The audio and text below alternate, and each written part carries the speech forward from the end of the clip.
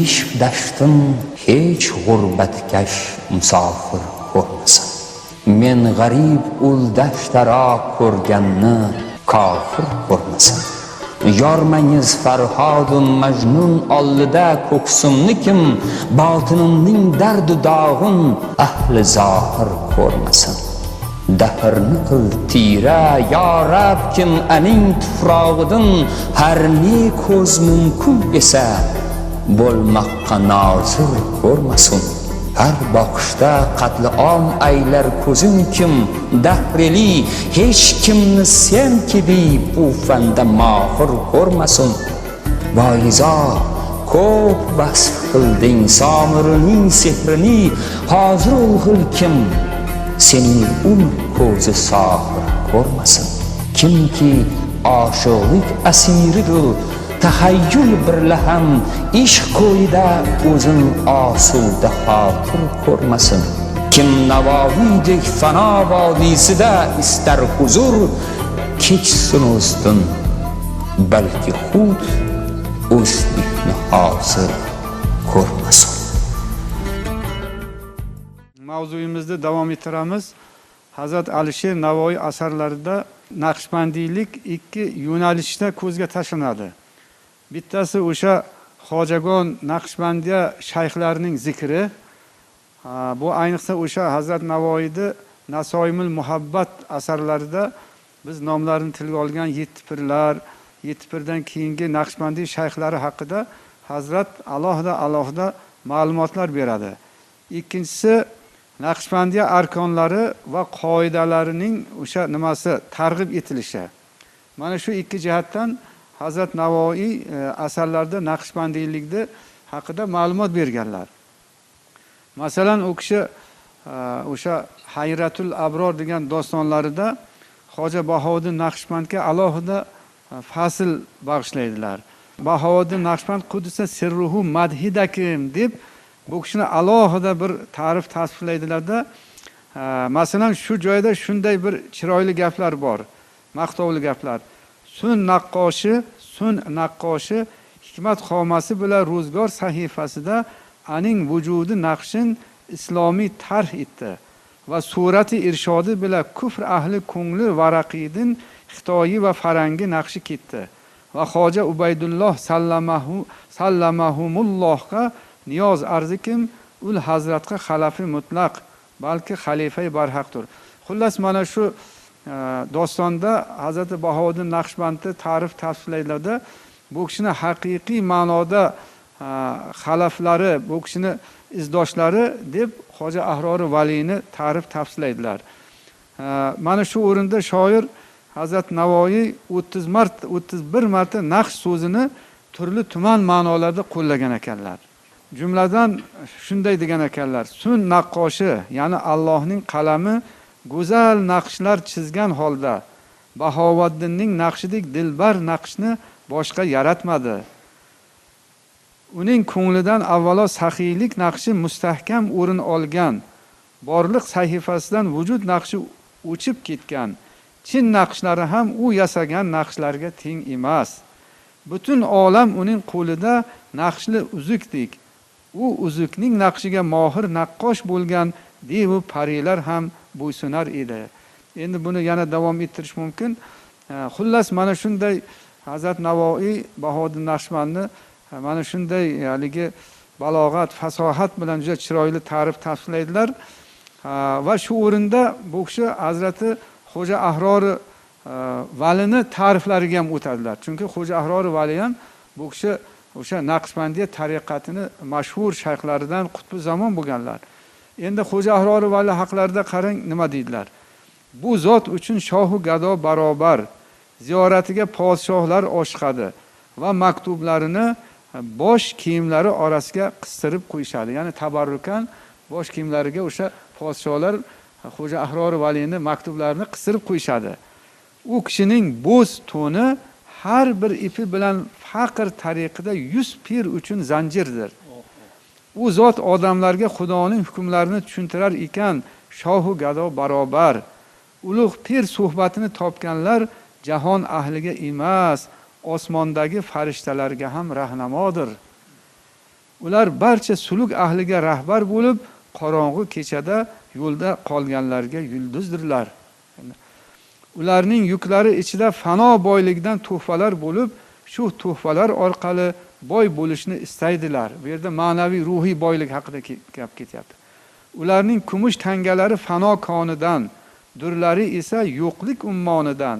Ular hamma yoqni kiyim-kechak bilan to'ldirib, dunyoni to'rt tomondan to'sganlar.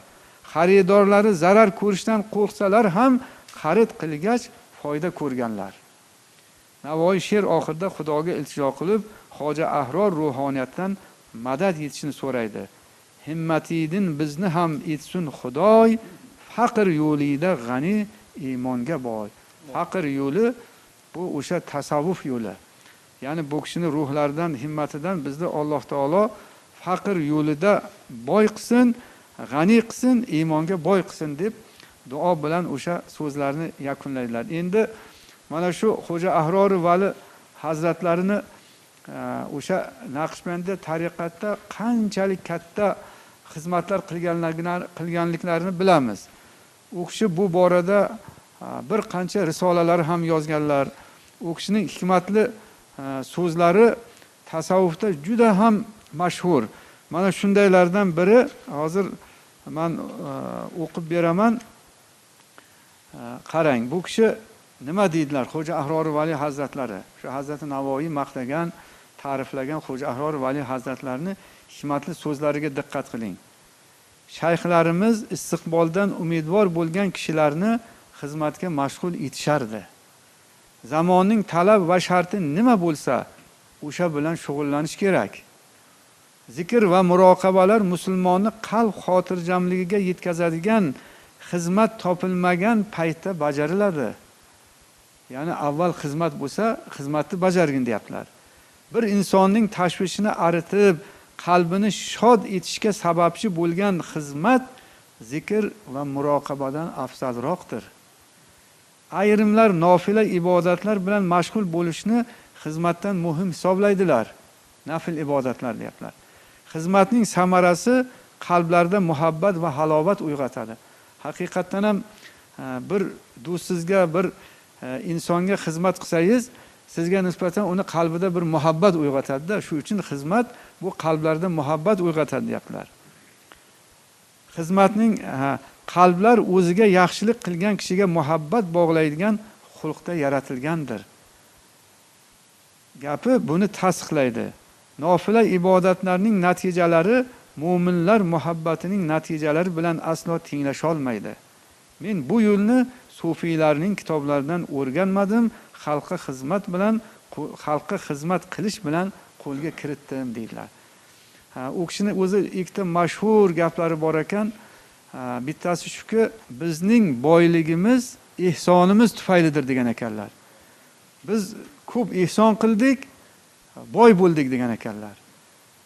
Ikkinchisi, biz qanday ulug' daraja topgan bo'lsak, xizmatdan topdik deganlar. Shu uchun ham mana shu ulug' zotlarda agar hayotiga nazar qilsangizlar, doimo o'sha xalqning xizmatida bo'lganlarda.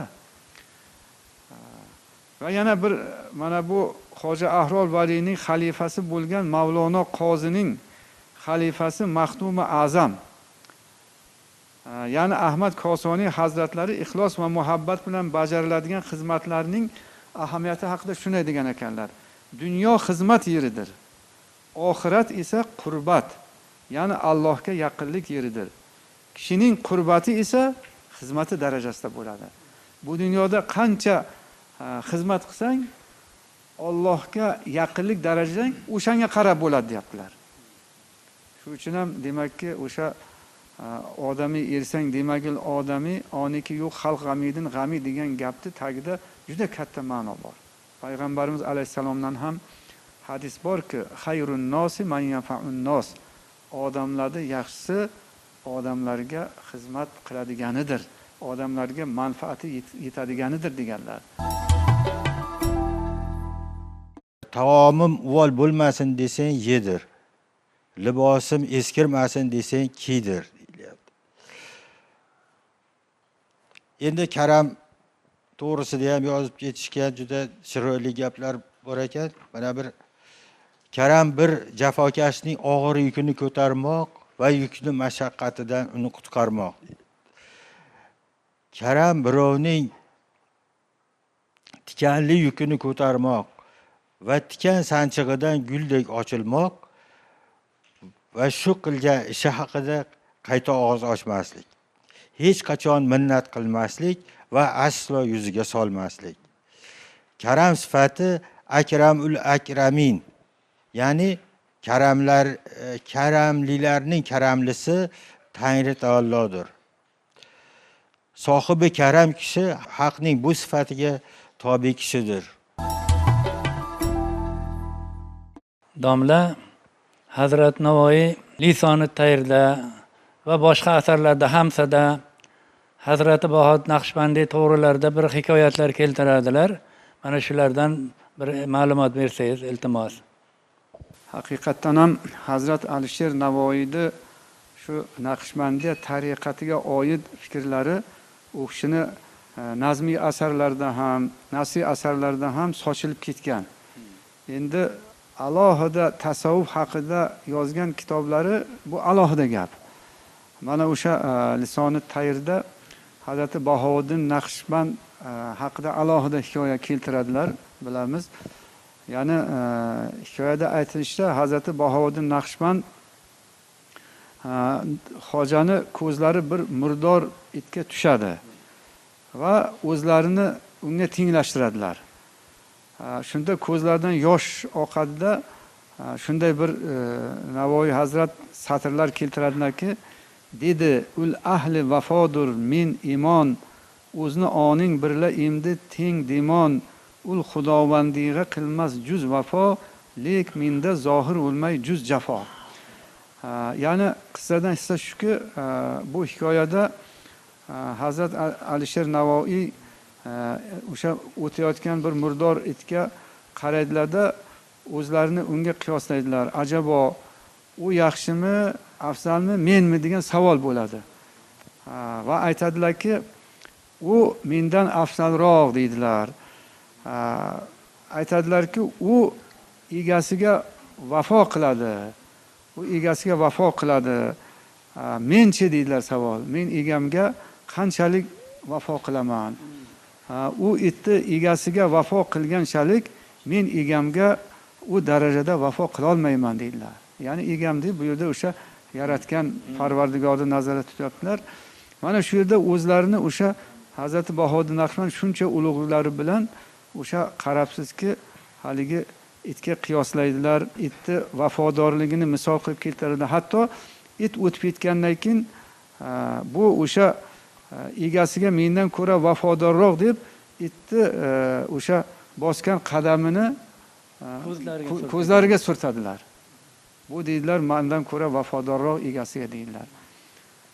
Mana shu yerda, shu o'rinda bir qiyos borda, bir qiyosiy o'xshatish borki, shundan ham biz Hazrat Bahodir Naqshbandni qanchalik kamtar ekanliklarini bilamiz. U kishining mashhur bir gaplari borki, bizni deydilar, faqirligimiz tufayli eshikdan ichkariga oldilar deydilar. Qarang. Bu endi tasavvufda yaxshi bilamizki, payg'ambarimiz alayhisolatu vasallamni al-faqru faqri degan mashhur hadislari bor. Faqirlik. Bu faqirlik albatta moddiy kambag'allik emas. Bu insonni o'sha Allohning huzurida o'zini ojiz bilishi, o'sha o'zini ruhiy xoksorligi, o'zini o'sha ehtiyojmandligi, o'sha Allohga bo'lgan bir har lahza bo'lgan ehtiyojmandligi, zaifligi, ojizligini bildirishi, bu mana shunday ruhiy faqirlikdir. Endi tasavvufda bu faqirlikda alohida bir maqom ham deyishadi. Bu alohida gap. Mana shunday, demak, bular faqir bo'lgan, kamtar bo'lgan, xoksor bo'lganki, shunday maqomga erishgan. Keyin biz yuqorida o'sha rashalar haqida gapirdik, domla. Hazrat Alisher Navoiyda o'sha G'aroyib Sig'at divonida qanoat naqshining ifshosiyu Naqshbandiya tariqining adosi sarlavhali 11 baytli bir qit'asi bor. Deyarli mana shu 11 baytli qit'asida o'sha Naqshbandiya tariqatini butun mazmun mohiyatini bu kishi bayon qilib qo'yganlar. Hozir shuni bir ozgina tahlil qilib o'qib bersak, endi demoqchimanki, bu qit'a Hazrati Alisher Navoiyning Naqshbandiya haqidagi xulosalarini mag'zi, mujassam, hamma narsa fikr mana shu yerda mujassam. Navoiy Hazrat ko'ngil haq tajallisining mazhari bo'lgani uchun unga xitob qilib qanoat tariqiga kirishini, shunda izzatga, hurmatga musharraf bo'lishini ta'kidlaydilar, yozadilar. Qanoat tariqiga kir ey ko'ngil ki xatm ulg'ay oyini izzat sanga. Sen agar mana shu qanoat tariqi, ya'ni Naqshbandiya tariqatiga kirsang, ey ko'ngil deb xitob qilyaptilar. Xatm ulg'ay oyini izzat sanga. Sanga o'sha izzat, hurmat hammasiga erishasan deydilar. Erishasan deydilar.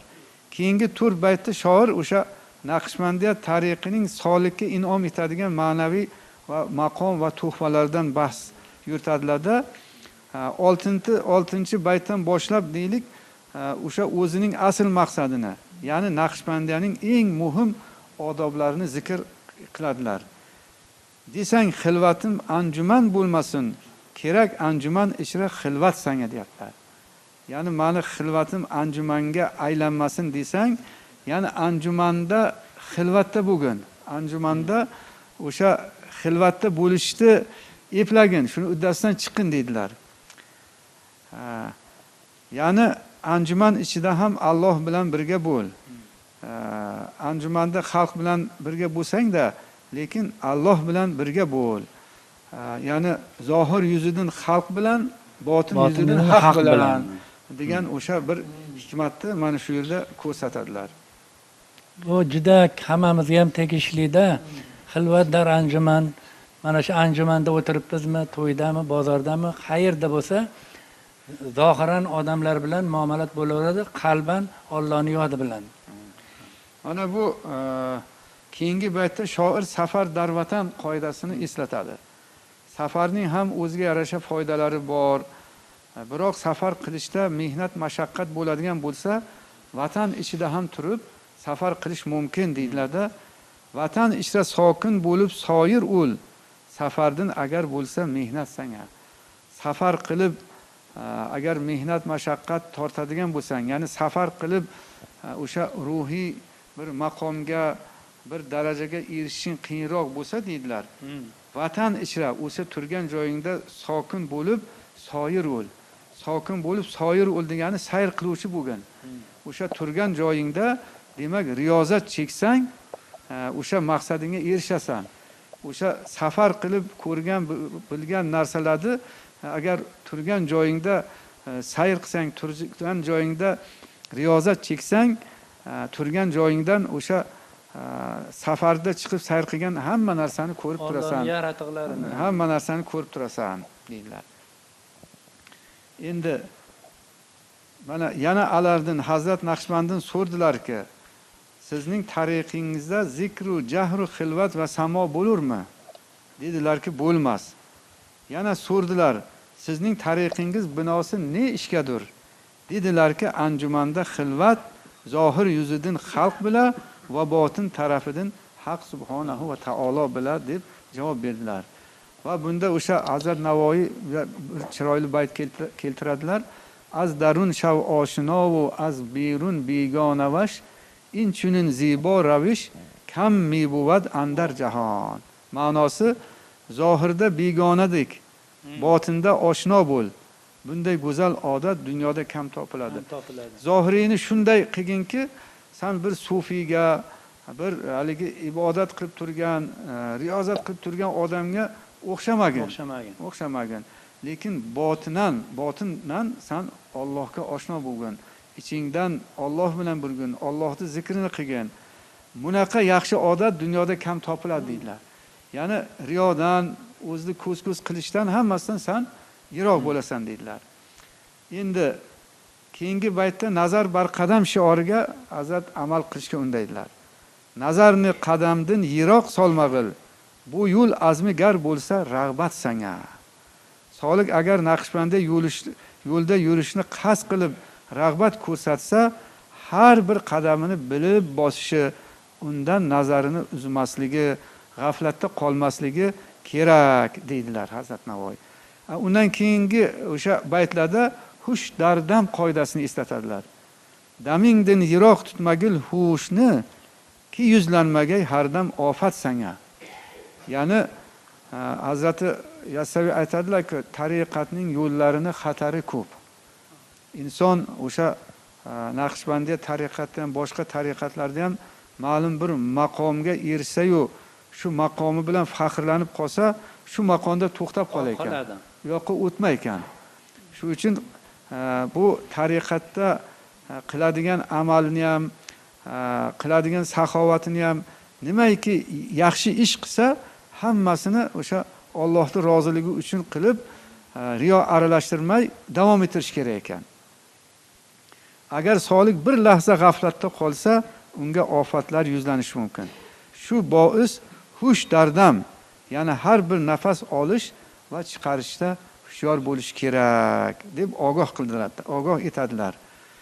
Mana ko'rib o'tganimizdek yuqoridagi 4 baytda Navoiy o'sha Naqshbandiyaning eng muhim qoidalarini zikr qildilar. Keyin Navoiy ko'ngliga xitob qilib 4 ish bilan dedilar. Rub-i maskun, ya'ni yer yuzining 4dan biriga shoh bo'lasan. Senga qutlov nog'oralari, o'shanda senga qutlov nog'oralari chalinsa, ne ajab dedilar.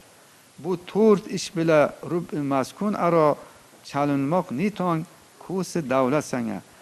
Qit'aning oxirgi baytida Navoiy Naqshband bo'lish shartini 4 ish, ya'ni 4 qoidani bajarishga bog'laydi va aytadiki, ey Navoiy, agar senga navbat yetsa, bu ohang ila, ya'ni yuqorida aytgan 4 ish vositasida chalingan davlat nog'orasining ohangi bilan deydi, Naqshband bo'lasan.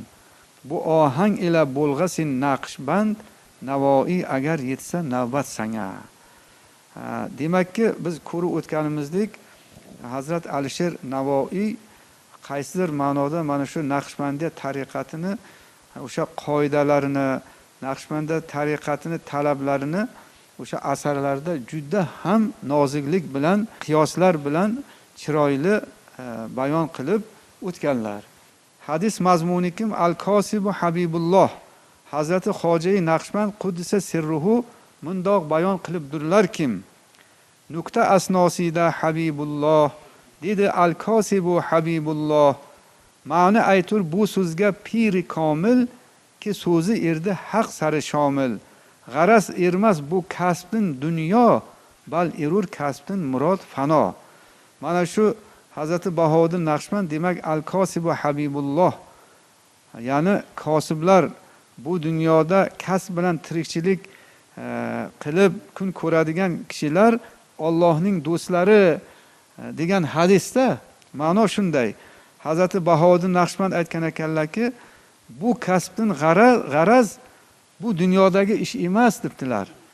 Balki bu kasbdan murod fano, ya'ni fano bo'lish, foniy bo'lish. Ya'ni bu dunyo uchun emas, oxirat uchun ishlash. Dunyo rohatidan ko'ngil uzish, ya'ni oxiratni ishqi bilan, oxiratni g'ami bilan yashash, mana bu haqiqiy kasb, mana shu deb yuqoridagi hadisga sharh bergan ekanlar-da. Mana o'sha Hazrat Navoiy o'sha tasavvuf haqidagi fikrlari, mana odamiylik, podshohlik va hokazo haqidagi fikrlari u kishining dostonlarida ham bor. To'g'rimi? Navoiy g'azali topmadim. Ijro etadi Ramizbek Shirmonov.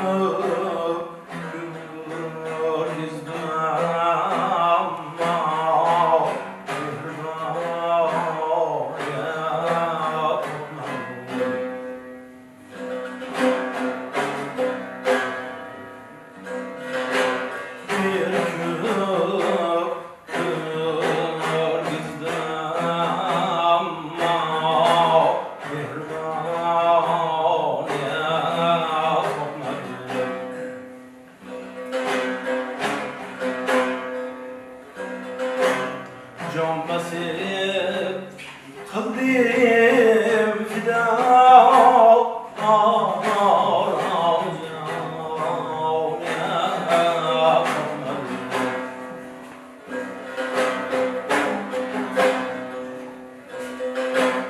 g'am bilan jonim qiyiqib g'amga savrina ko'rmadim qadrlan dil hasta bo'ldim ey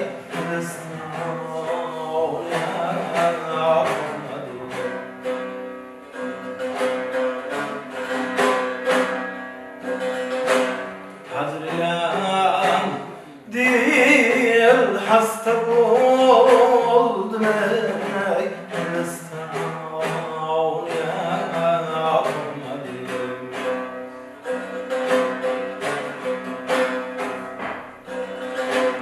ish arab 100 ming ma'lumot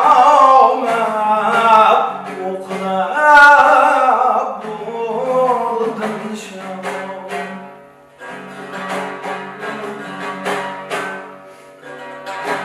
bir kanon abrida tuzlikdan nishon yo'qmadim husnul kidab sening degan shohzodma ko'rmadim ishq ko'yida ko'zim degan atoni yoqmadim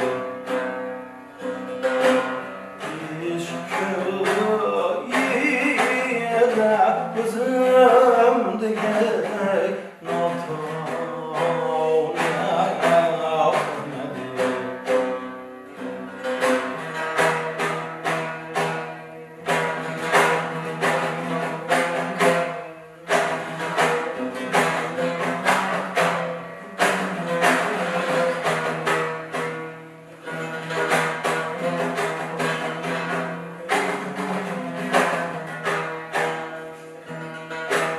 ko'p qildim va muqaffar Ahmadning qissasin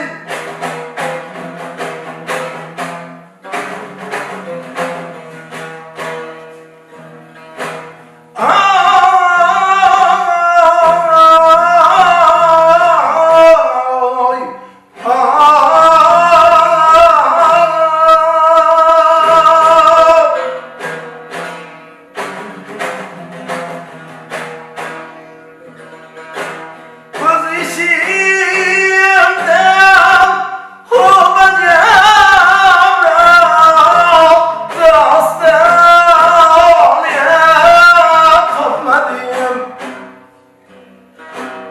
ulkamon ishqida bo'lsin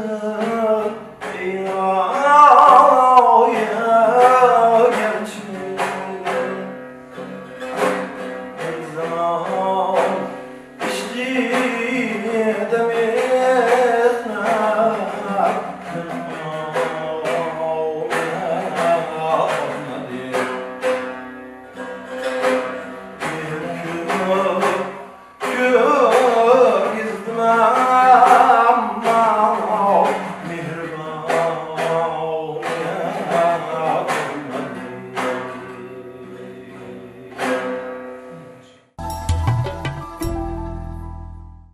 Navoiyxonlik kechalarini shu yerda yakunlasakda, sizlar bilan keyingi juma oqshomida Navoiy va Naqshbandiylik mavzusida davra suhbatimizni davom ettirsak.